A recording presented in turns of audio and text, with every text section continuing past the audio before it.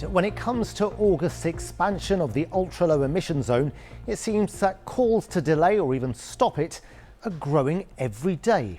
And this afternoon we learned that the matter will now be taken to court, as 5 London councils want a judge to decide if the expansion is even lawful. Well, news of the action came just hours after the country's biggest union, Unite, called the mayor's ULEZ plans anti-worker, partly due to the impact on workers at Heathrow. Here's our political editor, Tim Donovan.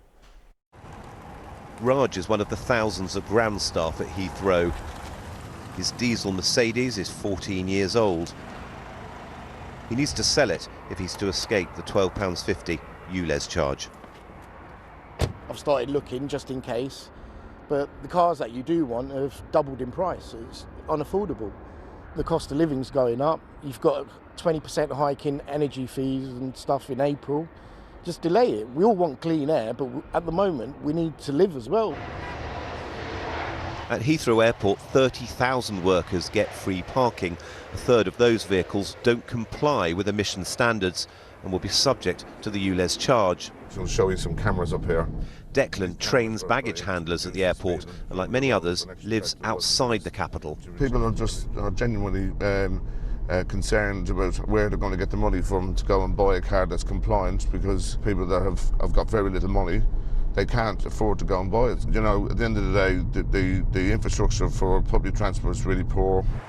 And that makes things even more difficult, he says, for people working unsociable hours, early and late shifts.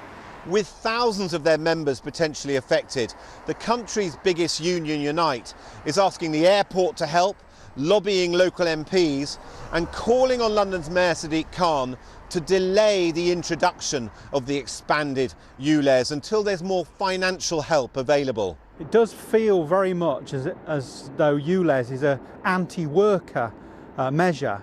Nobody's against clean air, but I think there's a strong argument to say that this should be delayed and mitigated. But given London's poor air quality, many argue the mayor cannot afford not to go ahead. There's absolutely no way we could delay the implementation of ULEZ any longer, because the toxic air all across London is now a public health emergency and we need to get on with the job of clearing up the air.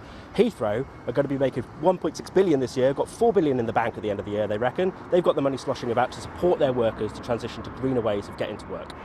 And Sadiq Khan said the union Unite should be prioritising Londoners' health. There are children with stunted lungs forever preventable, adults with a whole host of health issues from asthma to cancer, dementia to heart disease. I think delay in action is leading to another generation of young people with these consequences from poor health caused by air pollution.